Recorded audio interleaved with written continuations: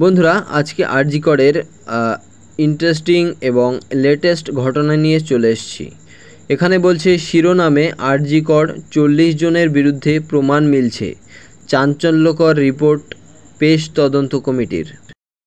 যে আরজি কর ঘটনা নিয়ে এখনও পর্যন্ত আন্দোলন, এখনও পর্যন্ত প্রতিদ্বন্দ্বী চলছে, লড়াই চলছে, সেই আরজি করের ঘটনায় আজকে কি হতে চলেছে আজকের এই লেটেস্ট নিউজটা শেষ পর্যন্ত দেখুন, তাহলে বুঝতে পারবেন।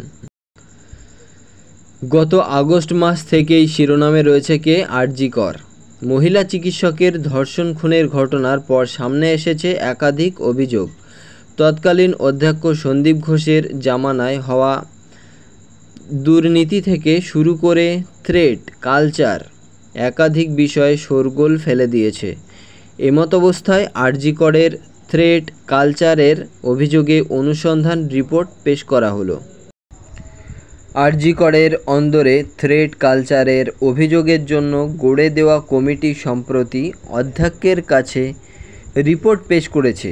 সেখানে অভিযুক্ত 59 জনকে 3টি ক্যাটাগরিতে ভাগ করে রাখা হয়েছে।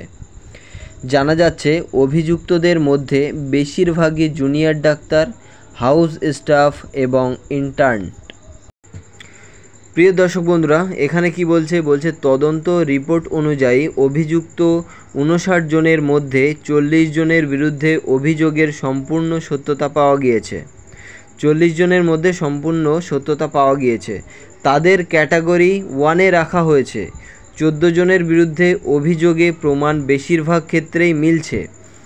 তাদের ক্ষেত্রে আরও কিছুটা তদন্তের প্রয়োজন এবং বাকি 5 জনের বিরুদ্ধে অভিযোগের প্রমাণ অত্যন্ত দুর্বল। প্রিয় দর্শক বন্ধুরা, এখানেই শেষ নয়। যে 13 জন ফ্যাকাল্টির বিরুদ্ধে থ্রেট কালচারে জড়িত থাকার অভিযোগ উঠেছিল, তাদের বিরুদ্ধে আলাদা তদন্ত কমিটি গড়ে দেওয়ার সুপারিশ করা হয়েছে বলে খবর। স্বাভাবিকভাবেই এই রিপোর্টের কথা প্রকাশ্যে আসতেই তা নিয়ে জোর চর্চা শুরু হয়েছে। আরজি কর হাসপাতালে তরুণী চিকিৎসকের ধর্ষণ খুনের ঘটনার পর থেকেই চর্চা কেন্দ্রে রয়েছে রাজ্যের নানা মেডিকেল কলেজে হওয়া থ্রেট কালচারের অভিযোগ।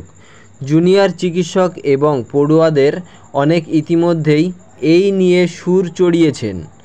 আরজি করে যেমন থ্রেট কালচারের অভিযুক্ত 59 জনকে জিজ্ঞাসাবাদ করেছে সংশ্লিষ্ট তদন্ত কমিটি। এবার অধ্যক্ষের কাছে তদন্ত রিপোর্ট পেশ করা হলো। এদিকে আরজি কর ধর্ষণকাণ্ডের কথা বলা হলে বর্তমানে এই ঘটনার তদন্ত করছে সিবিআই।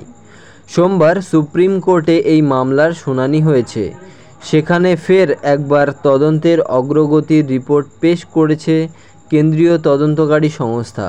তা দেখে প্রধান বিচারপতি DY চন্দ্রচূড় বলেন, সিবিআই তদন্তে অনেক জরুরি তথ্য উঠে এসেছে, তারা তদন্ত চালিয়ে যাক। বন্ধুরা, আজকের খবর এই পর্যন্ত। ফিরে আসছি নেক্সট খবর নিয়ে। ততক্ষণ পর্যন্ত চ্যানেলটিকে সাবস্ক্রাইব করে দেবেন।